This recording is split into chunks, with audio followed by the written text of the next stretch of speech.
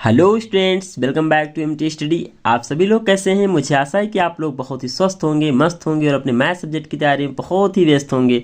आज हम लोग आप लोगों के लिए 95% मार्क्स वाली क्लास लेकर आए हैं। सभी चुने हुए क्वेश्चन है जो बोर्ड एग्जाम हर बार आपसे क्वेश्चन बार बार रिपीटेड पूछता है। ये क्वेश्चन आपको 27 तारीख वाले मैथ के एग्जाम में देखने को मिलेंगे, अतः आप लोग ये क्लास लास्ट तक जरूर देखिएगा। इसका एक एक क्वेश्चन बहुत ही इंपॉर्टेंट है, अतः ये वीडियो अपने दोस्तों के साथ शेयर कर दीजिए। और यदि आप लोगों को लग रहा है कि सर आप लोगों के लिए बहुत ही मेहनत कर रहे हैं, तो आप लोग ये वीडियो को अपने दोस्तों के साथ शेयर कर दीजिए। चैनल पर फर्स्ट टाइम विजिट करें तो चैनल को सब्सक्राइब कर लीजिएगा। तो आइए हम लोग वीडियो को स्टार्ट करते हैं। पहली बात, यूपी बोर्ड 2024 मैथ 27 फरवरी को जो पेपर है आपकी अंतिम क्लास है। ये वीडियो से आप 95% मार्क्स पा जाएंगे और इसमें मैंने लगभग 35 प्रश्न सॉल्व किए हैं। तो आइए हम लोग फर्स्ट क्वेश्चन स्टार्ट करते हैं। हमारा फर्स्ट क्वेश्चन है, एक भिन्न 1/3 हो जाती है जब उसके अंश में 1 जोड़ दिया जाता है, तथा जब उसके भिन्न में 1 घटाया जाता है तो वो भिन्न 1/4 हो जाती है। तो भिन्न ज्ञात कीजिए क्या होगी। माना कि हमारी वो भिन्न x/y है। तो सब प्रश्नानुसार जो भिन्न है x/y जिसमें अंश में 1 जोड़ा जाता है तो भिन्न 1/3 हो जाती है। अगर इसको हम क्रॉस मल्टीप्लाई कराएंगे तो x+1 को 3 से मल्टीप्लाई करा देंगे, हो जाएगा 3x+1 = y को 1 से मल्टीप्लाई कराएंगे तो y हो जाएगा। देन यहाँ पर ब्रैकेट ओपन करेंगे तो 3x+3 और y को अगर ट्रांसफर करेंगे तो -y = 0 हो जाएगा। अगेन हम क्या करेंगे, सेट कर लेंगे 3x, y को लाएंगे इस तरह -y, 3 को ट्रांसफर करेंगे -3 हो जाएगा। इसको मान लेते हैं क्वेश्चन नंबर फर्स्ट। और आगे हम लोग क्या करने वाले हैं, यहाँ पर फिर आगे क्वेश्चन था कि अगर हर में 1 घटाया जाए तो वो भिन्न 1/4 हो जाती है। तो हर में हम 1 घटा देते हैं तो भिन्न 1/4 के बराबर हो गई। देन हम लोग क्रॉस मल्टीप्लाई यहाँ भी करते हैं, x को 4 से मल्टीप्लाई कराएंगे तो 4x हो जाएगा और y-1 को 1 से मल्टीप्लाई कराएंगे यहाँ पर तो y-1 हो जाएगा। देन 4x, y को ट्रांसफर करते हैं -y और -1 हमारा यहीं रहने देते हैं। देन 4x - y = -1, ये बन जाएगा हमारा समीकरण नंबर सेकंड। अब यहाँ पर देखते हैं y यहाँ भी है और y यहाँ भी है, दोनों जगह y है। अगर हम लोग समीकरण को क्या करते हैं, माइनस कर लेते हैं। अगर फर्स्ट से सेकंड को माइनस करते हैं तो हमारा y कैंसिल हो जाएगा, यहाँ से x की वैल्यू आ जाएगी। तो हम लोग करते हैं समीकरण फर्स्ट -2 समीकरण सेकंड। अब यहाँ पर अगर समीकरण फर्स्ट नोट कर दिए 3x - y = -3, ये हमारा समीकरण फर्स्ट था, इसको मैंने यहाँ नोट किया। फिर सेकंड को माइनस करना है तो 4x - y = -1 कर दिए। अब हम इसको माइनस करने वाले हैं, सिंबल चेंज करेंगे। यहाँ प्लस था तो माइनस हो जाएगा, माइनस था प्लस हो जाएगा, माइनस था प्लस हो जाएगा। देखिए +y -y cancel out, 3x से 4x माइनस होगा तो कितना बचेगा, x बच जाएगा। यहाँ -3 और +1, 3 से +1 निकलेगा -2 बच जाएगा। x माइनस से माइनस कैंसिल आउट तो यहाँ बच जाएगा x = 2। हमारा आगे x की वैल्यू कितनी आ गई, 2। अब यहाँ से y की वैल्यू निकालेंगे तो x का मान समीकरण फर्स्ट में आप रख दीजिए। x का मान समीकरण फर्स्ट में रखने पर हम लोग क्या करेंगे, 3x - y = -3। अब समीकरण फर्स्ट में x की वैल्यू रखेंगे, 3x के बजाय x के बजाय 2 रख देंगे तो 3 दूनी 6 और -y का y = -3 हो जाएगा। देन -y 6 को ट्रांसफर करेंगे -6, देन -y = हो जाएगा -9, -6 -3 -9। यहाँ पर 3 रुपये आप किसी को उधार थे, 6 रुपये और उधार ले लेंगे तो 9 रुपये उधार हो जाएंगे। माइनस माइनस कैंसिल आउट, यानी y की वैल्यू आ गई 9। यानी आपने माना था जो यहाँ पर लिख देते हैं, आप जो अपना भिन्न माना था x/y माना था। भिन्न आपका क्या था, x/y। यहाँ पर x की वैल्यू कितनी है 2 और y की वैल्यू कितनी है 9, और यही आपका आंसर हो जाएगा। 2/9 आपका परफेक्ट आंसर होगा, ये आपका आंसर हो गया। हम लोग सेकंड क्वेश्चन करते हैं। ये क्वेश्चन सारे जितने हम करने वाले जितने भी क्वेश्चन डिस्कस करेंगे सभी के सभी बोर्ड एग्जाम में पूछे गए क्वेश्चन हैं, और आशा है कि इसी में से आपके पेपर में से क्वेश्चन आ जाएंगे। अगर ये वीडियो लास्ट तक देखते हैं तो आपके 95% नंबर कहीं नहीं जाने वाले हैं।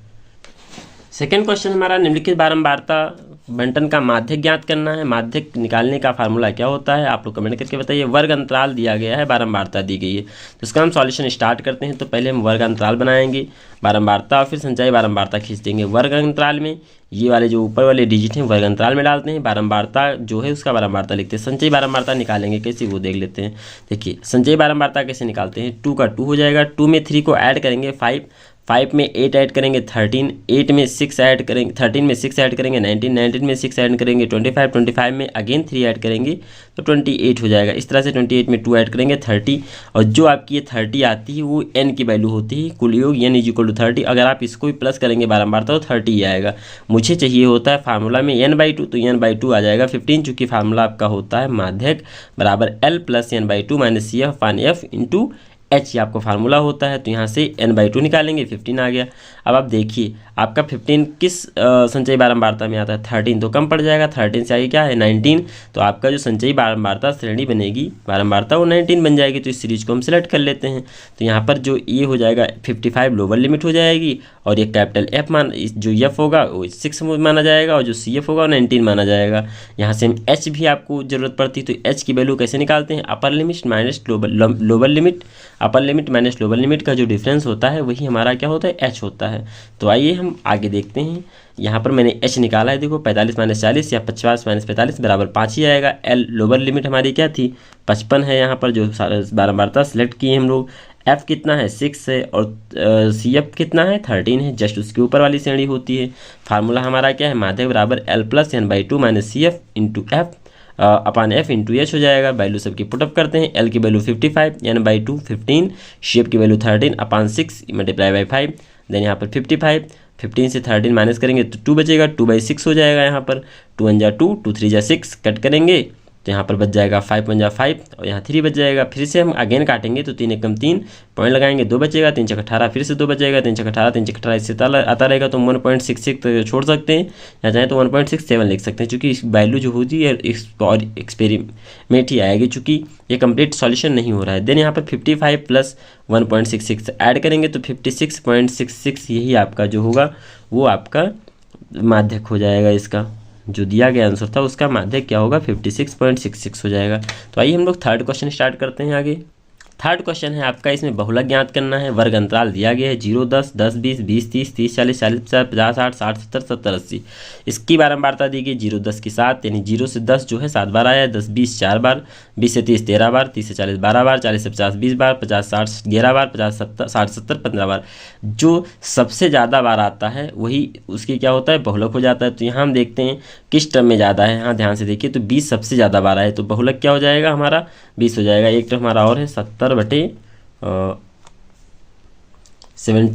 भी है। इस सीरीज में बारंबारता में सबसे ज़्यादा बारंबारता किसकी, 20, यानी 40 से 50 20 बार आया है। तो इसका बहुलक क्या होगा, ये कॉलम हम लोग सिलेक्ट कर लेंगे। तो जो कॉलम हम सिलेक्ट करते हैं हमारा F1 होता है, उसके जस्ट पहले वाला F0, उसके बाद वाला हमारा F2 होता है। तो आइए हम इसको भी फार्मूले पर सेटअप करते हैं। इसको यहाँ पर भी लोअर लिमिट जो होगी वो L 40 हो जाएगी, चूँकि यहाँ भी LH F0 F1 F2 की जरूरत होगी अभी फार्मूले में। देन यहाँ पर F0 मैंने बताया कि जो कॉलम सिलेक्ट करें उसके जस्ट पहले वाला 12, और जो कॉलम सिलेक्ट करें वो F1 होता है 20, और उसके बाद वाला जो कॉलम होता है F2 होता है 11 हो जाता है। एच की वैल्यू मैंने यहाँ निकाल के दिखाई है, 20 - 10 10 - 20 10, जैसे कि हमने पहले निकाला था। तो आइए इसको हम फार्मूले पर सॉल्व करते हैं। हमारा बहुलक का फार्मूला होता है L plus F1 minus F0 upon 2F minus F0 minus F2 multiply by H। Then यहाँ पर वैल्यू पुट करते हैं। L की वैल्यू हमारी 40 थी लोअर लिमिट, प्लस F1 की वैल्यू 20 माइनस 12 अपान 2 इंटू 20 माइनस 12 माइनस 11, चूँकि 2 इंटू F1 की value 20 minus 12 minus 11 multiply by 10। अब इसको अगर हम सॉल्व करेंगे तो 40 का 40 हो जाएगा, 20 से 12 माइनस करेंगे 8, 20 दूना 40, 12 11 ऐड करेंगे तो 23 हो जाएगा मल्टीप्लाई बाई 10। अब यहाँ पर 40 तो रहेगा, इसको माइनस करेंगे तो 17 हो जाएगा, 10 हो जाएगा। अब यहाँ पर हम क्या करेंगे, इसको कट करा देंगे। इसको 10 8 जा 80 हो गया, 17 से कट कराएंगे तो 4.71 आ जाएगा। और इसको और सॉल्व करेंगे तो 40 प्लस 4.71 इनको ऐड कर देंगे तो 44.71 आपका यही आंसर हो जाएगा, यही आपका बहुलक होगा। तो नेक्स्ट क्वेश्चन करते हैं हम लोग। यदि संख्याएं 7 8 x 11 14 का माध्य x है तो x का मान ज्ञात कीजिए। तो समांतर माध्य का फार्मूला क्या होता है, समांतर माध्य बराबर होता है आपका, समांतर माध्य बराबर कुल observation sum of the observation, sum of the observation, sum of the observation upon लिख देंगे क्या, टोटल नंबर, टोटल नंबर जितने नंबर होते हैं वो नंबर हो जाएंगे। तो यहाँ पर सम ऑफ ऑब्जर्वेशन कितना है, 7 plus 8 plus x plus 11 plus 14 divide by कितने हैं, 1 2 3 4 5 डिजिट है। और इसका जो बारंबारता दिया गया है, सॉरी समांतर माध्य दिया गया x के बराबर दिया गया, x के नीचे 1 मान लेते हैं, इनको हम सिंपली प्लस कर लेते हैं। प्लस करेंगे तो कितना हो जाएगा, ये आपका 40 प्लस x हो जाएगा, 7 8 11 14 को ऐड करेंगे 40, x का x by 5 cross x by 1 हो जाएगा, चूँकि जो जो समांतर माध्य दिया गया x दिया गया। अब हम लोग क्रॉस मल्टीप्लाई करा लेते हैं, 40 प्लस x को 1 से मल्टीप्लाई कराएंगे तो आपका 40 प्लस x ही आ जाएगा, और इसको 5x से मल्टीप्लाई कराएंगे तो 5x हो जाएगा। आपको x की वैल्यू निकालनी है तो 5x एक्स को ट्रांसफर करेंगे -x, 40 का 40 रहने देते हैं, तो यहाँ पर 4x इज इक्वल टू आ जाएगा आपका 40। देन यहाँ पर आपको निकालना है x की वैल्यू, तो x की वैल्यू आ जाएगी आप 40/4 कट करेंगे तो 4 × 4 0, यानी x की वैल्यू आ जाएगी 10। यही आपका आंसर हो जाएगा। नेक्स्ट क्वेश्चन करते हैं, 1 से 10 तक की धनात्मक सम संख्याओं का समांतर माध्य ज्ञात कीजिए। तो सम संख्याएं क्या होती हैं, जो 2 से डिविजिबल हो जाती हैं, सम संख्याएं होती हैं।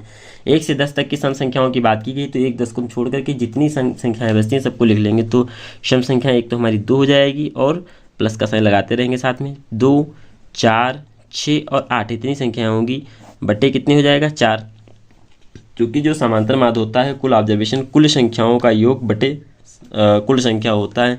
इसको हम ऐड करेंगे, 6 4 10 18 2 20, यहाँ आ जाएगा आपका 20/4। इसको काट देंगे, 4 एकम 4 4 पंचे 20, 5 आपका आंसर हो जाएगा। एक नंबर में कई बार क्वेश्चन पूछा गया है और हर बार पूछा भी जाता है, तो आप लोग इसको नेगलेक्ट मत करिए, अच्छे से देख लीजिएगा, आगे आपको बहुत अच्छे क्वेश्चन मिलने वाले हैं। 156 का अभाज्य गुणनखंड क्या होगा, तो हम लोग आइए गुणनखंड करके देख लेते हैं। 156 2 8 जा 14, 2 8 जा 16, 2 3 जा 6, 2 9 जा 18। अब यहाँ पर 39 से ही कट होगा, और सॉरी 3 से हो जाएगा, 3 1 जा 3, 3 3 जा 9, अगेन अब 13 से ही कट होगा, 13 से 13 1 जा 13। तो इसका जो अभाज्य गुणनखंड होगा, आपका अभाज्य गुणनखंड जो होगा वो 2 × 2 × 3 × 13 हो जाएगा, यानी 2 का स्क्वायर × 3 × 13 हो जाएगा। वीडियो लास्ट तक जरूर देखिएगा, क्योंकि इसमें सारे इंपॉर्टेंट क्वेश्चन मैंने लिए, 1 नंबर से लेकर के 6 नंबर तक के जितने भी क्वेश्चन बन सकते हैं, जितने भी मार्क्स के क्वेश्चन होते हैं, सारे क्वेश्चंस मैंने लिए हैं और इसी में से क्वेश्चन आएंगे बोर्ड पेपर में। तो आइए हम लोग नेक्स्ट क्वेश्चन की तरफ चलते हैं। √5 एक अपरिमेय संख्या है, इसको प्रूव करिए। बहुत ही इंपॉर्टेंट क्वेश्चन है, लगभग हर बार एग्जाम में पूछा जाता है। तो हम इसको स्टार्ट करते हैं। जस्ट इससे पहले मुझे अपोजिट मानना पड़ेगा, यानी अगर मुझे अपरिमेय प्रूव करने तो परिमेय मानना पड़ेगा। माना कि √5 एक अपरिमेय संख्या है, माना कि 2 पूर्णांक है हमारे a व b, तथा a व b सहभाज्य। सहभाज्य का मतलब जिनका HCF हो, AB मतलब जो HCF है वो 1 के बराबर होना चाहिए। तो परिमेय संख्या हमारी a/b है, जहाँ b ≠ 0 है। तो √5 को हम a/b के रूप में दिखा देते हैं, चूंकि हमने ऐसा माना है कि परिमेय संख्या है। दोनों पक्षों का अगर हम वर्ग करते हैं, वर्ग करने का मतलब दोनों पक्षों का स्क्वायर करते हैं, √5 का स्क्वायर a/b का होल स्क्वायर कर देते हैं, ब्रैकेट ओपन करेंगे तो यहाँ से ओवर रूट कैंसिल हो जाएगा, 5 बच जाएगा और ये स्क्वायर/b² हो जाएगा। देन यहाँ पर क्रॉस मल्टीप्लाई करते हैं, 5 के नीचे 1 मान लेते हैं, क्रॉस मल्टीप्लाई कराते हैं, 5 का b² से 5b² हो जाएगा, और a को 1 से कराएंगे तो a² हो जाएगा। इसका मतलब सिंपल सी बात है कि a² जो है 5 से विभाजित है, तो जो 5 है वो a से विभाजित हो जाएगा, ठीक है। देन यहाँ पर माना कि a = 5c, हम यहाँ पर पुट करते हैं, c को एक नया पूर्णांक लेते हैं, a = 5c मानते हैं, और यहाँ पर c हमारा कोई दूसरा पूर्णांक है, तो 5b², यहाँ पर a² की वैल्यू पुट कर देंगे, 5c का होल स्क्वायर हो जाएगा। समीकरण फर्स्ट में a = 5c रख देंगे, तो इसको अगर ओपन करेंगे 5b², 5 5 25, c² का c² हो जाएगा। देन यहाँ पर 5b², 5 को ट्रांसफर करेंगे तो 5 से 5 एकम 5, 5 25 कट जाएगा, यानी बच जाएगा 5c²। देन b² जो होगा वो 5c² के बराबर होगा, तो यहाँ पर भी 5 जो है b² से विभाजित है, तो 5 b से विभाजित होगा।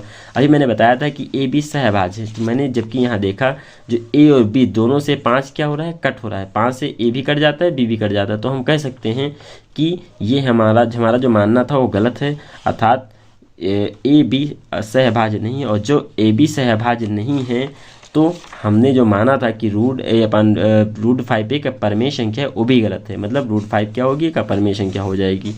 तो हम लोग लिख सकते हैं परंतु हमारे मानने के तथ्य का विरोधाभास हो रहा है, अतः हम कह सकते हैं कि √5 एक अपरिमेय संख्या होगी। बस यही आपका सॉल्यूशन हो जाएगा। तो आइए हम लोग नेक्स्ट क्वेश्चन की ओर बढ़ते हैं। नेक्स्ट क्वेश्चन है हमारा 2x + 3y। नेक्स्ट क्वेश्चन है 2x + 3y = 11 और 2x - 4y = -24 को हल कीजिए। इसमें m का वो मान ज्ञात कीजिए जिसके लिए y = mx + 3 हो। तो यहाँ से पहले आप y की वैल्यू निकालना पड़ेगा आपको। तो यहाँ हम सॉल्व करते हैं। 2x + 3y = 11 और यहाँ पर नीचे लिखते हैं -4y = -24। अब हम लोग क्या करेंगे, समीकरण फर्स्ट को सेकंड से सीधा माइनस कर लेते हैं। चूंकि यहाँ पर 2x सेम है, तो हम अगर माइनस करेंगे तो कैंसिल आउट हो जाएगा। समीकरण फर्स्ट, तो इसमें क्या हुआ था, y = 5, 7y = 35 हो जाएगा। देन y = 35/7 अपान कट करेंगे तो 5 आ जाएगा। 7 × 7 7 5 35, यानी y की वैल्यू 5 आ जाएगी। देन y का मान हम समीकरण फर्स्ट में रख देंगे, यानी जो हमारा ये समीकरण फर्स्ट है इसमें y की वैल्यू पुट कर देंगे तो 2x + 3y = 11। यहाँ पर आ जाएगा 2x + 3, y का मान 5 है तो 3 × 5 = 15 = 11। 2x = 11 और 15 को ट्रांसफर करेंगे -15 हो जाएगा तो 2x = हो जाएगा यहाँ पर आपका -4। देन x की वैल्यू क्या आ जाएगी 2, चूँकि 2 × 1 = 2 और 2 × 2 = 4 कट करेंगे तो x = -2 हो जाएगा। अब मुझे निकालना है m की वैल्यू, तो y = mx + 3, तो y की वैल्यू 5, m x की वैल्यू -2 + 3 यहाँ पर पुट कर देंगे तो आपका वैल्यू आ जाएगा 5 - 3, 3 को ट्रांसफर करेंगे -3 हो जाएगा। देन -2m हो जाएगा 2, यहाँ पर माइनस करेंगे 2 बचेगा, 2 = -2m, m क्रॉस करेंगे तो m = 1 आ जाएगा। तो आइए हम लोग नेक्स्ट क्वेश्चन की ओर चलते हैं। ये सभी क्वेश्चन बहुत ही इंपॉर्टेंट हैं, अतः आप लोग वीडियो को शेयर कर दीजिए अपने दोस्तों के साथ। तो आइए हम लोग आगे स्टार्ट करते हैं। नेक्स्ट क्वेश्चन है आपका, गुणनखंड द्वारा समीकरण 2x² - 5x + 3 = 0 के मूल ज्ञात करिए। इसमें हम लोग क्या करने वाले हैं, 2x² - 5x + 3 = 0।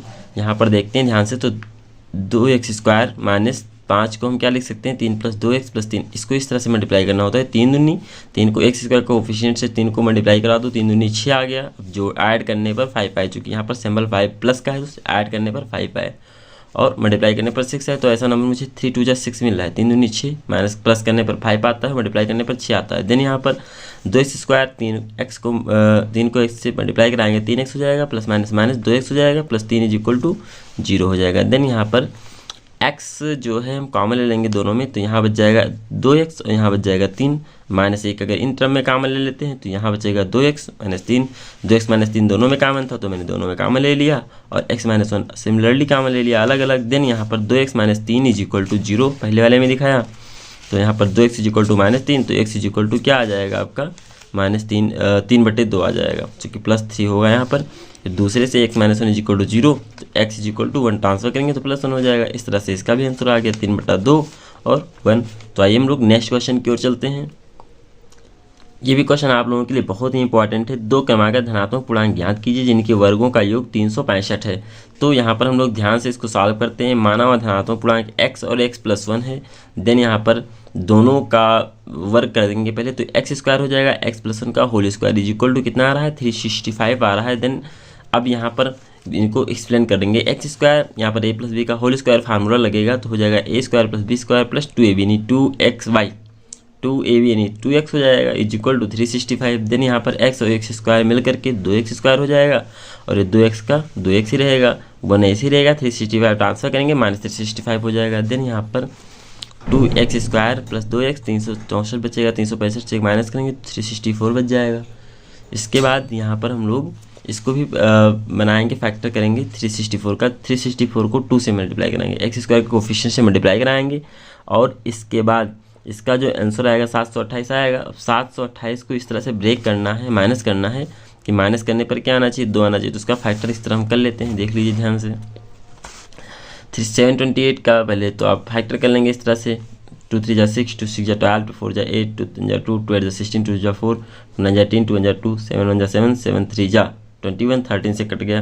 अब यहाँ ध्यान से देखो, 7 × 14 = 28, एक तो ये बन गया और 13 × 26, 28 से 26 माइनस करोगे 2 और 28 से 26 को गुणा कराओगे 728 आ जाएगा। तो हमारा काम हो गया। यहाँ पर 2x² 2x की जगह पे हम 28 - 26 लिख दे, चूँकि यहाँ माइनस था तो मुझे क्या करना है माइनस करना है।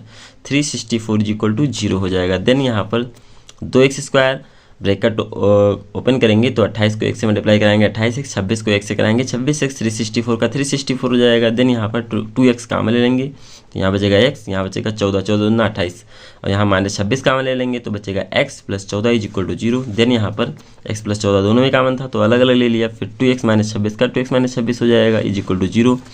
यदि x + 14 = 0 तो x = कितना हो जाएगा -14। आपको माइनस में वैल्यू निकालनी नहीं थी, आपने तो धनात्मक संख्याएं मानी है ना, सम धनात्मक संख्याएं मानी है, सॉरी धनात्मक संख्याएं मानी, तो हम लोग दूसरे से निकालेंगे। 2x - 26 = 0, तो 2x = 26 को ट्रांसफर करेंगे +26 हो जाएगा। देन x = 26/2 यानी 13 आ जाएगा। x की वैल्यू कितनी आ गई 13।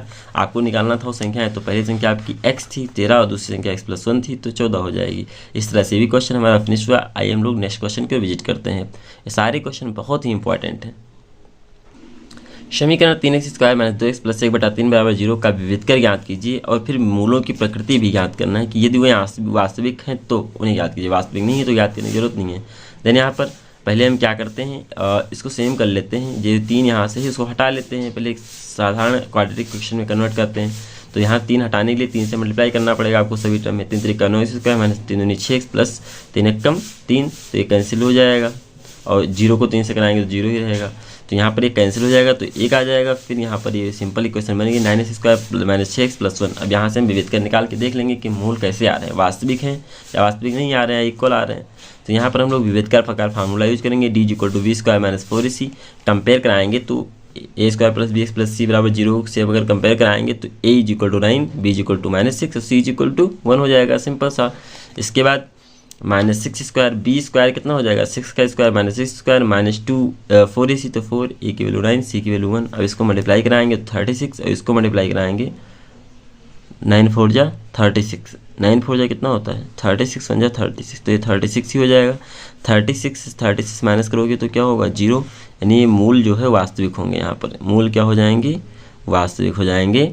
और अगर d बराबर 0 है तो मूल क्या होंगे, वास्तविक होंगे और बराबर होंगे। तो इसको हम लोग निकाल लेते हैं यहाँ पर मूल 9x square minus 6x plus 1 is equal to 0। यहाँ भी मल्टीप्लाई कराना पड़ेगा आपको, 9 1 जा 9 हो जाएगा। अब मल्टीप्लाई करने पर 9 है और प्लस करने पर 6 है तो 3 3 जा 9 और 3 प्लस 3 बराबर कितना होता है 6। तो हमारा काम हो गया। 6 के बजाय पे 3 प्लस 3 लिख सकते हैं।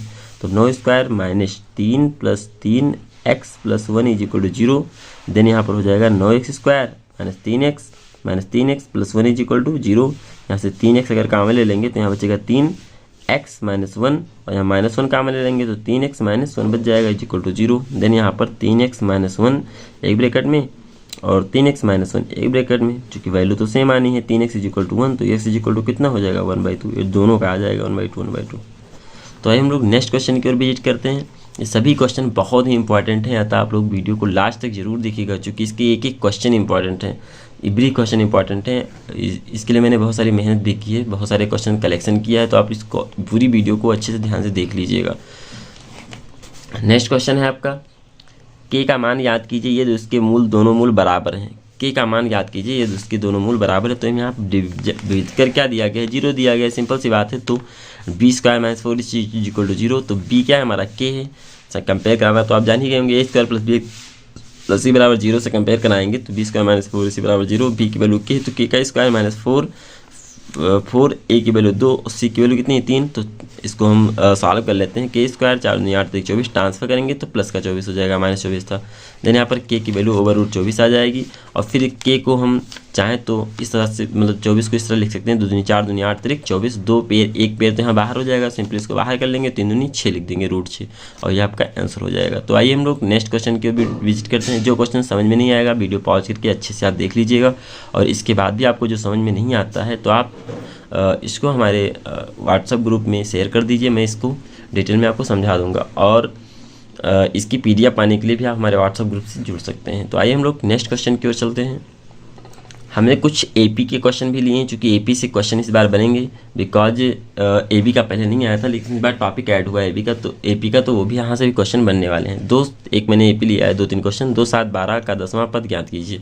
10वां पद मतलब पहला पद 2 है और जो साबांतर है वो 5 है, चूँकि 7 से 2 माइनस करेंगे 5, 12 से 7 माइनस करेंगे 5 आएगा। n बराबर 10, 10वां टर्म आपको निकालना है। तो T10 बराबर कितना दिया गया है, T10 निकालना है a plus n minus 1 into D.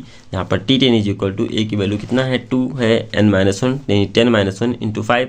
Then यहाँ पर T10 बराबर 2 और 10 में से 1 माइनस करोगे 9, 9 × 6 45 हो जाएगा। तो 45 से 2 मिला करके कितना हो जाएगा 47। इस तरह से T10 की वैल्यू कितनी हो जाएगी 47 हो जाएगी। इस तरह से आपका ये भी क्वेश्चन फिनिश्ड हुआ। आइए हम लोग नेक्स्ट क्वेश्चन की ओर विजिट करते हैं। यहाँ पर एक AP मैंने दूसरी ली है। 21 18 15 का कौन सा पद 81 होगा, -81 कौन से टर्म पर आएगा ये आपको बताना है। तो यहाँ भी जो A है 21 सार्बांतर 18 से 21 माइनस करेंगे -3 और 18 से 21 माइनस करने पर क्या आएगा -3। T9 यहाँ पर दिया गया है -81, TN पर दिया गया है -81। टर्म्स आपको नहीं पता किस टर्म पे 81 आएगा, तो वही आपको टर्म पता करना है, नहीं n फाइंड आउट करना है। देन यहाँ पर Tn is equal to a plus n minus 1 into d, but Tn पता है तो Tn कितना हो जाएगा -81, a की value 21 plus n minus 1 into D की वैल्यू -3। तो 81 21 को ट्रांसफर करेंगे -21, ब्रैकेट ओपन करेंगे तो -3 को n से मल्टीप्लाई कराएंगे -3n हो जाएगा और माइनस माइनस +3 हो जाएगा। अगेन +3 को ट्रांसफर करेंगे तो वो भी -3 हो जाएगा। 102 और 103 105 हो जाएगा, माइनस का 105 और माइनस का 3 माइनस माइनस कैंसिल कर देंगे तो 105 बराबर 3n हो जाएगा। देन n की वैल्यू आपकी कितनी हो जाएगी, 3 3 का 9 3 3 का 9 3 5 15 35 आ जाएगा, यानी n बराबर 35 होगा, यानी 35वां टर्म जो होगा वो क्या हो जाएगा, -81 के बराबर होगा, यानी 21 18 15 ऐसे 35वें टर्म तक जाएंगे तो -81 आपको मिल जाएगा। तो आइए हम लोग नेक्स्ट क्वेश्चन की ओर चलते हैं। अगर आपको वीडियो अच्छी लग रही हो तो आप वीडियो को लाइक कर दीजिए, चैनल पर फर्स्ट टाइम विजिट करें चैनल को सब्सक्राइब जरूर कर लीजिएगा। तो आइए हम आगे बढ़ते हैं। ये ट्रायंगल का क्वेश्चन है, आपका दिया गया है यदि LM पैरेलल होगा CB के, LN पैरेलल है CD के, तो सिद्ध कीजिए AM/AB इक्वल टू N/AD, यानी LM जो होगा वो CB का पैरेलल होगा और जो LN है वो CD के पैरेलल है। तो यहाँ पर हम पहला स्टार्ट करते हैं। चित्र में दिया गया है LM parallel BC, LM parallel CB या BC, देन थेल्स थ्योरम का अगर हम यूज करेंगे, अगर दोनों साइड्स पैरेलल हैं किसी भी ट्रायंगल की तो उसके करस्पॉन्डिंग साइड्स सेम रेशियो में होती हैं, ऐसा थेल्स थ्योरम आपका कहता है। तो हम लिख सकते हैं AM/MB is equal to L/LC, तो उसको मैंने लिख दिया AM/MB is equal to L/LC, equation number first. Similarly यहाँ पर भी देखिए LN जो है CD के पैरेलल है, तो यहाँ इसके भी करस्पॉन्डिंग साइड AL/LC N/ND क्या होंगी, सेम रेशियो में होंगी और इक्वल होंगी। देन यहाँ पर लिख सकते हैं AN/ND is equal to L/LC, किसके थ्योरम, थेल्स थ्योरम के अकॉर्डिंग ये भी हो जाएगा। अगर समीकरण फर्स्ट सेकंड से हम देखें तो AM बराबर MB है, L बराबर AC और यहाँ पर AN/AD जो है वो L/LC के बराबर है, तो हम कह सकते हैं AM/MB जो होगा वो AN/AD के बराबर हो जाएगा, चूँकि M/MB ही L/AC है और AN/AD ही L/AC, यानी एक ही लोगों का नाम है, यहाँ पर एक ही लोगों का नाम है, तो हम कह सकते हैं AM/MB जो होगा वो AN/ND हो जाएगा। इस तरह से आपका थ्योरम ये प्रूव हो गया। तो हम लोग नेक्स्ट क्वेश्चन की ओर चलते हैं। यदि PQ पैरेलल टू RS है तो सिद्ध करना है POQ सिमिलर होगा SOR के, यानी पहला वाला ट्रायंगल जो ये POQ है वो SOR के सिमिलर हो जाएगा। इसको आपको प्रूव करना है, तो हम स्टार्ट करते हैं। PQ जो होगा वो RS के पैरेलल है, ये दिया गया है, तो एंगल P जो होगा यानी ये होगा एंगल P, एंगल A से एकांतर कोण बन जाएगा। सेम एंगल Q जो होगा एंगल R, ये भी एकांतर कोण बनेगा। और ये कोण POQ और ROS ये शीर्षाभिमुख कोण बन जाएंगे, चूँकि एक दूसरे के सामने हैं। तो यहाँ हम तीनों कोण लिख लेते हैं सिमिलरली। शीर्षाभिमुख कोण, अगर तीन चीज़ किसी भी ट्रायंगल के मिल जाते हैं तो ट्रायंगल क्या हो जाता है, सिमिलर हो जाता है। तो triangle POQ similar to triangle SOR किससे, AAA से, ठीक है। तो इस तरह से आपका क्वेश्चन कंप्लीट हुआ। बहुत ईजी क्वेश्चन है, लेकिन ये नंबर 2 नंबर 4 नंबर या 6 नंबर में डायरेक्ट क्वेश्चन पूछे जाते हैं, वहाँ बच्चे कंफ्यूज हो जाते हैं। तो आप वीडियो को लास्ट तक जरूर देखिएगा। सभी क्वेश्चन मैं बार बार बता रहा हूँ, बहुत ही इंपॉर्टेंट क्वेश्चन है, सारे क्वेश्चन इंपॉर्टेंट हैं। तो आइए हम लोग नेक्स्ट क्वेश्चन की ओर चलते हैं। क्वेश्चन नंबर 16 है आपका, AB और A-B के बीच की दूरी याद करिए। यहाँ पर डिस्टेंस फार्मूला यूज करेंगे तो x1 - x2 का whole square plus y1 - y2 का होल स्क्वायर लग जाएगा। देन यहाँ पर पहला वाला टर्म ये हो जाएगा आपका x1 y1 और ये हो जाएगा x2 y2।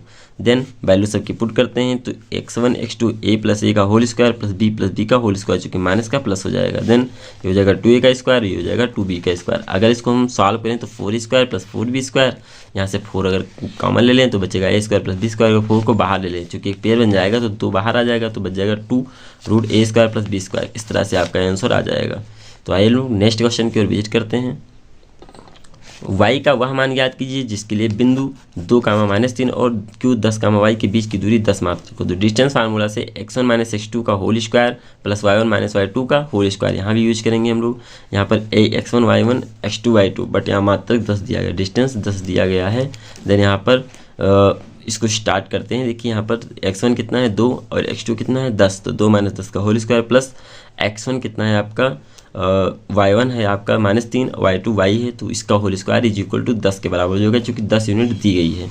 देन यहाँ पर इसको सॉल्व करेंगे तो 8 का स्क्वायर प्लस ब्रैकेट मैंने ओपन कर दिया है 9 + y स्क्वायर प्लस 6y बराबर 10, बोथ साइड स्क्वायर करेंगे तो यहाँ पर ओवररूट हट जाएगा, ये 100 हो जाएगा। देन यहाँ पर 8 8 64 ट्रांसफर कर लेंगे। ये वास्तव में क्या लिखा हुआ है 3 + y का होल स्क्वायर ही लिखा हुआ है, तो मैंने 3 + y का होल स्क्वायर दोबारा से कर दिया। देन यहाँ पर हो जाएगा 3 + y का whole square is equal to minus करेंगे 36। देन यहाँ पर 3 + y का होल स्क्वायर, स्क्वायर से स्क्वायर कैंसिल आउट, तो यहाँ पर 3 + y is equal to 6। Then 3 + y is equal to 6, तो y की वैल्यू 6 - 3 हो जाएगा, y बराबर 3 आ जाएगा। इस तरह से इसका आंसर 3 होगा।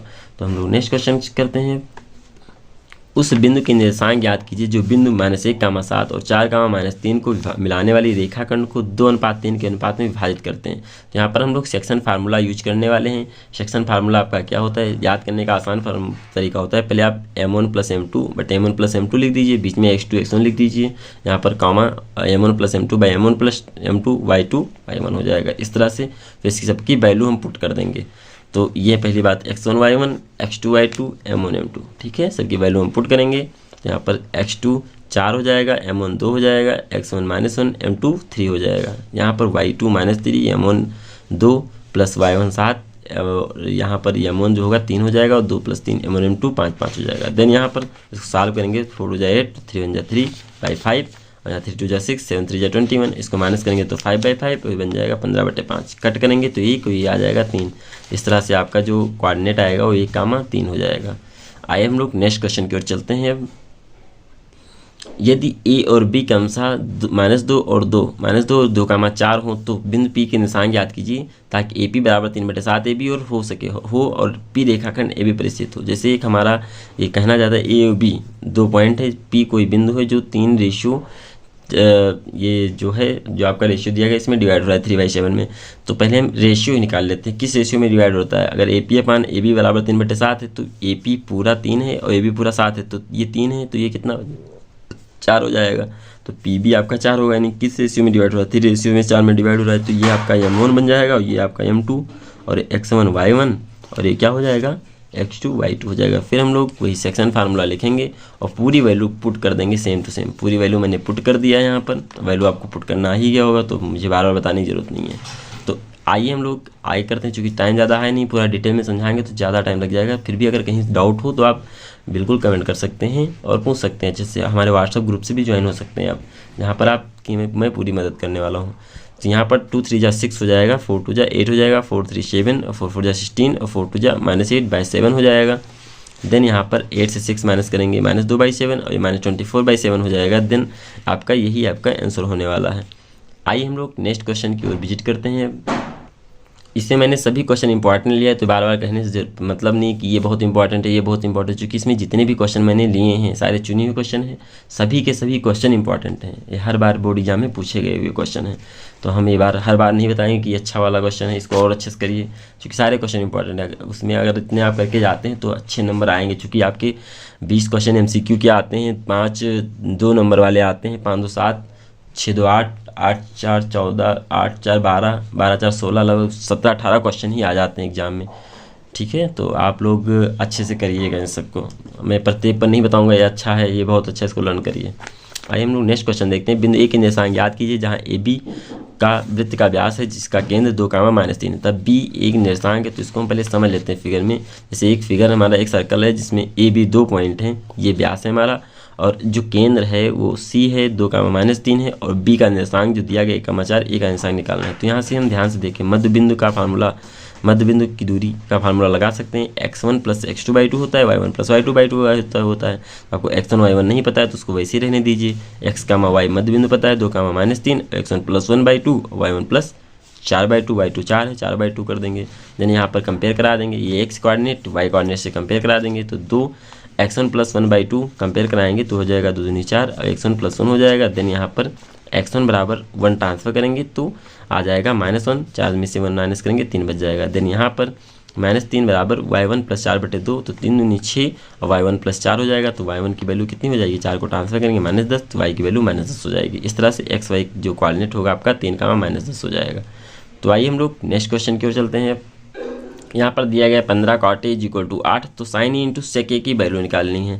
तो यहाँ पर cot A का मान क्या हो जाएगा 8/15, 15 को ट्रांसफर करेंगे तो 8/15, और ये क्या होता है आधार बटे लंब होता है। मुझे sin A sec A के लिए कर्ण की जरूरत पड़ेगी, तो यहाँ से हम निकालते हैं कर्ण की वैल्यू कैसे निकाल लेंगे, BC आपकी कर्ण है, तो BC हाइपोटेन्यूस = हो जाएगा 15 का स्क्वायर + 8 का स्क्वायर पाइथागोरस थ्योरम से। यहाँ चाहो तो लिख सकते हो पाइथागोरस थ्योरम से, पाइथागोरस प्रमेय से। तो आपका 15 स्क्वायर प्लस 8 हो जाएगा, 15 स्क्वायर 225, 8 का स्क्वायर 64, दोनों को ऐड करेंगे तो 289 होगा। देन कर्ण की वैल्यू 17 हो जाएगी, 17 का स्क्वायर 289 होता है। साइन ए बराबर क्या होता है, लंब बटे कर्ण, यानी 15/17। ये 15 था, कर्ण था आपका 17, तो 15/17 हो जाएगा। सेक की वैल्यू आपका कर्ण बटे आधार होता है, तो 17/8 हो जाएगा। कर्ण बटे आधार हो जाएगा, 17/8 इसका आंसर हो जाएगा। तो आइए हम लोग नेक्स्ट क्वेश्चन की ओर चलते हैं। नेक्स्ट क्वेश्चन है आपका tan a + b = √3 और tan a - b = 1/√3। तो यहाँ पर आपको बताना, जबकि दिया गया जो a + b हो 90 डिग्री से कम होगा, a बड़ा होगा b छोटा होगा, a b निकालना है आपको। तो tan a + b = √3 दिया गया है। देन इसको लिख सकते हैं tan a + b = tan 60, because tan 60 degree की वैल्यू कितनी होती है, √3 होती है। तो यहाँ पर आपका आ जाएगा a + b = 60 डिग्री। आगे दिया गया tan a - b, a - b = 1/√3, तो 1/√3 tan 30 की वैल्यू होती है, tan से tan कैंसिल आउट यहाँ हो जाएगा, यानी a - b = 30 डिग्री हो जाएगा। अब यहाँ पर हम क्या करेंगे, समीकरण फर्स्ट को सेकंड से ऐड कर देंगे, चूंकि यहाँ -b + b है, तो -b + b कैंसिल हो जाएगा, a मिलकर के 2a और 60 30 90 हो जाएगा। यहाँ पर a की वैल्यू 90 को 2 से डिवाइड करेंगे तो 45 आ जाएगा। देन यहाँ a का मान समीकरण फर्स्ट में रख देंगे, तो a + b = 60, a का मान 45, b 60 का 60, तो b = 15 हो जाएगा। इस तरह से हम लोग नेक्स्ट क्वेश्चन की ओर करते हैं। a b दोनों की वैल्यू आ गई, a 45 है, b 15 है, a बड़ा है, b छोटा है, a > b। अब आइए हम लोग नेक्स्ट क्वेश्चन की ओर चलो रिविजिट करते हैं। अब यहाँ से आपके प्रूवमेंट, ट्रिग्नोमेट्री के प्रूवमेंट के क्वेश्चन स्टार्ट करते हैं। cosec थीटा - cos थीटा का whole square = 1 - cos theta upon 1 + cos theta prove करना है आपको। तो पहले RHS पार्ट ले लेते हैं। cosec थीटा - cos थीटा का होल स्क्वायर, देन यहाँ पर cosec थीटा को हम लिख सकते हैं 1/sin थीटा - cos थीटा अपान sin थीटा। cot थीटा की वैल्यू cos sin थीटा होता है का होल स्क्वायर। देन यहाँ पर ध्यान से देखिए तो 1 - cos थीटा अपान sin थीटा, चूँकि sin थीटा सेम है, तो ये हो जाएगा, ब्रेकेट ओपन करेंगे, स्क्वायर ओपन करेंगे तो 1 - cos थीटा × 1 - cos थीटा हो जाएगा। यहाँ पर sin स्क्वायर थीटा हो जाएगा, then 1 - cos theta, 1 - cos theta, और sin स्क्वायर थीटा बराबर को लिख सकते हैं 1 - cos स्क्वायर थीटा, क्योंकि मुझे पता है sin स्क्वायर थीटा बराबर क्या होता है, 1 - cos स्क्वायर थीटा होता है। लिख दीजिए यहाँ sin स्क्वायर थीटा बराबर होता है 1 - cos स्क्वायर थीटा। तो यहाँ पर ये फार्मूला हम यहाँ यूज कर सकते हैं, a² - b², a - b, a + b, तो 1 - cos थीटा, 1 - cos थीटा, यहाँ 1 - cos थीटा, 1 + cos थीटा हो जाएगा, ये कैंसिल आउट हो जाएगा, बच जाएगा आपका 1 - cos थीटा, 1 + cos थीटा, आपका LHS आ गया। इस तरह से ये भी क्वेश्चन आपका प्रूव हो गया, चूँकि RHS बराबर LHS आ गया। तो आइए हम लोग नेक्स्ट क्वेश्चन की ओर चलते हैं। यहाँ पर भी दिया गया है cos a upon 1 + sin a, 1 + 1 + sin a upon cos a = 2 sec a के बराबर दिया गया। यहाँ पर RHS पार्ट टेक कर लेते हैं, तो ये cos a 1 + sin a, 1 + sin a × cos a। अगर हम सिंपली मल्टीप्लाई करा देंगे क्रॉस, तो cos a का cos a से कराएंगे cos स्क्वायर, 1 + sin a का 1 + sin a से कराएंगे 1 + sin a स्क्वायर, और नीचे 1 + sin a × cos a हो जाएगा, और ब्रेकेट ओपन करेंगे तो cos स्क्वायर a प्लस यहाँ पर 1 + sin square a + 2 sin a हो जाएगा। cos square a + sin square a बराबर 1, तो 1 + 1 मिला करके 2, और 2 sin a का 2 sin a हो जाएगा। देन यहाँ पर आ जाएगा आपका 1 + sin a cos a ऐसे रहेंगे, 2 कॉमन ले लेंगे तो बचेगा 1 + sin a, और यहाँ 1 + sin a, 1 + sin a, 1 + sin a cancel हो जाएगा, बचेगा 2 और cos a, 2/cos a, 1 और 2/cos हम क्या लिख सकते हैं, 2 × 1/cos a जो होता है 1/cos a जो होता है वो sec a के बराबर होता है, तो sec a 2 का 2 हो जाएगा, 2 sec a, ये आपको प्रूव करना था, ये आपका LHS आ गया। तो RHS = क्या आ गया, LHS, और ये हमारा प्रूवमेंट था, तो ये प्रूव हो गया। तो आइए हम लोग नेक्स्ट क्वेश्चन की ओर चलते हैं। 26 क्वेश्चन है आपका, √1 + sin theta, 1 - sin theta = sec a + tan a आपको प्रूव करना है। देन टेकिंग RHS पार्ट, यहाँ भी ओवर करके पूरा लिख लेंगे। Then √1 + sin theta, 1 + sin theta, 1 + sin theta, चूँकि 1 - sin थीटा की संगमी से ऊपर नीचे मल्टीप्लाई करा देंगे, और उससे कोई प्रॉब्लम नहीं होता है, जब चाहे तो हम कैंसिल आउट कर सकते हैं। देन यहाँ पर लेकिन हमारा यहाँ काम हो रहा है तो हम ऊपर नीचे संगमी से मल्टीप्लाई करा लेंगे, तो आपका 1 + sin थीटा का होल स्क्वायर बन जाएगा, और यहाँ a - b + b का फार्मूला यूज करेंगे, a² - sin स्क्वायर थीटा हो जाएगा, इस प्रकार से 1 + sin थीटा का होल स्क्वायर और का स्क्वायर थीटा हो जाएगा, तो ये रूट से स्क्वायर कैंसिल हो जाएगा, बच जाएगा 1 + sin theta upon cos theta, और यहाँ पर आ जाएगा आपका 1 + cos theta + sin theta upon cos theta, और 1/cos थीटा भी sec थीटा होता है, मैंने पहले वाले क्वेश्चन में बताया था, और sin theta upon cos theta tan theta होता है। इस तरह से ये भी आपका प्रूव हो गया। तो आइए हम लोग नेक्स्ट क्वेश्चन की ओर चलते हैं।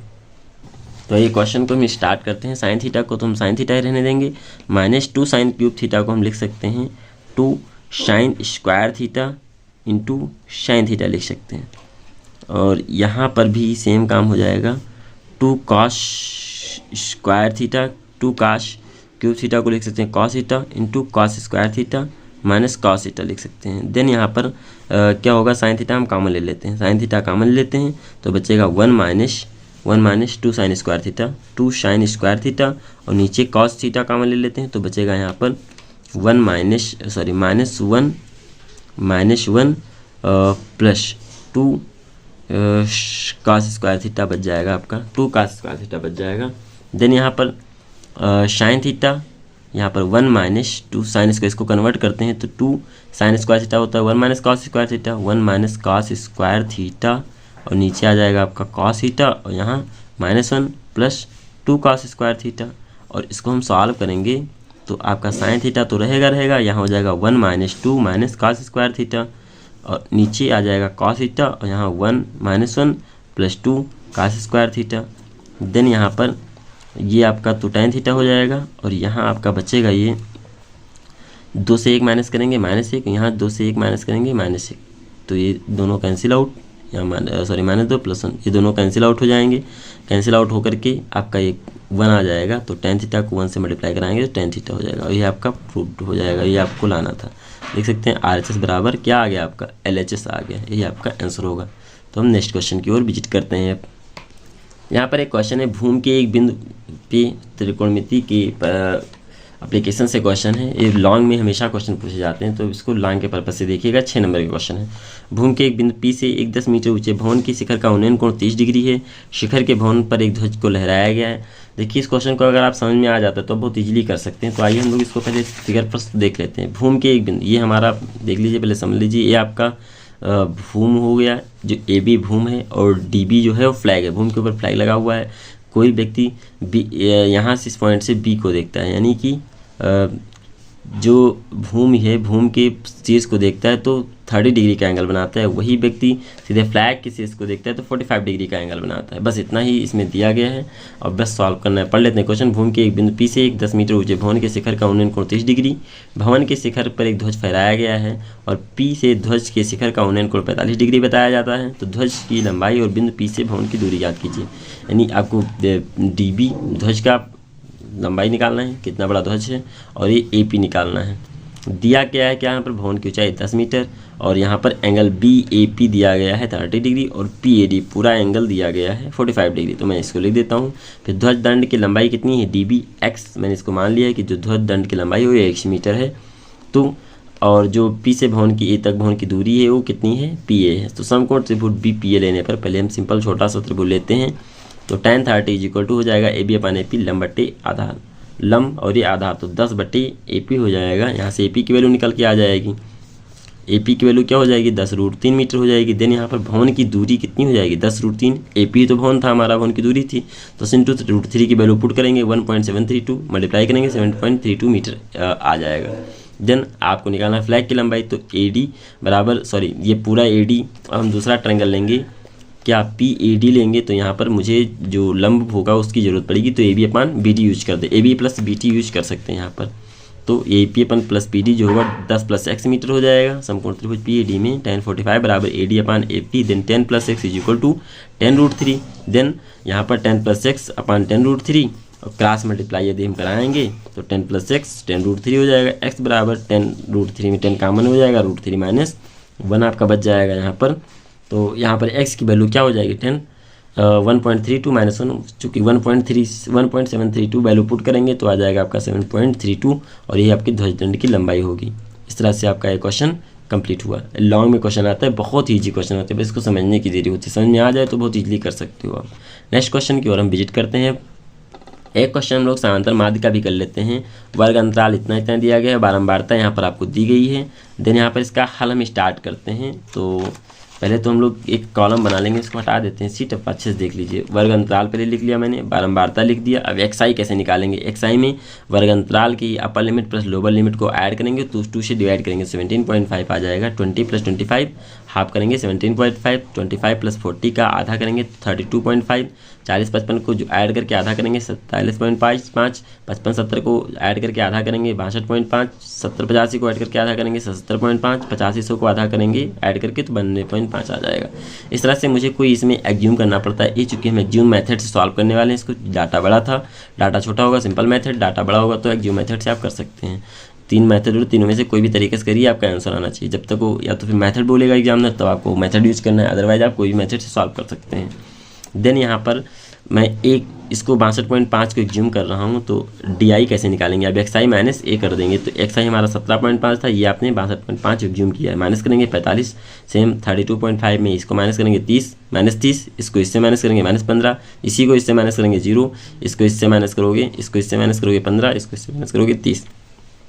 अब निकालना है आपको FIDI कैसे निकालते हैं? FIDI को मल्टीप्लाई करा दीजिए, यानी 45 दूना 90, माइनस का 30 तिनिया 90, 15 सत्ते 105, 0, 15 छक्का 90 और 30 छक्का 180 हो जाएगा। इस तरह से इसका जो सम आएगा सिग्मा FIDI का वो 285, यहाँ तक 285 हो जाएगा और नीचे का 270 हो जाएगा, माइनस करने पर -15 हो जाएगा। और इसका जो बारंबारता का सम है वो 30 के बराबर होगा। देन यहाँ पर हम माध्य निकालते हैं। माध्य x बार बराबर a plus sigma FIDI upon sigma FI formula होता है। Then x bar is equal to 62.5 मैंने एग्ज्यूम किया प्लस ये -15 आया FIDI अपन FI 30 आया, क्रॉस करेंगे 1/2 माइनस का हो जाएगा, प्लस माइनस माइनस होगा, 1/2 का मतलब 0.5, इसको माइनस करेंगे तो 62 आ जाएगा। यही आपका आंसर हो जाएगा। तो हम लोग ने तो आपका वीडियो यहीं फिनिश्ड हो गया। आपको वीडियो कैसा लगा आप कमेंट करके बताइए, और वीडियो को अगेन मैं कह रहा हूँ लाइक कर दीजिए, चैनल को सब्सक्राइब कर लीजिए, अपने दोस्तों के साथ शेयर कर दीजिए। और अब आप लोग मैथ का पेपर देने जाइएगा, देखिएगा सारे क्वेश्चन इसी में से आएंगे। और अच्छे से पेपर मैं शुभकामना करता हूँ कि आप लोगों का पेपर बहुत अच्छा हो और सारे बच्चों को अच्छे मार्क्स मिले। Thank you.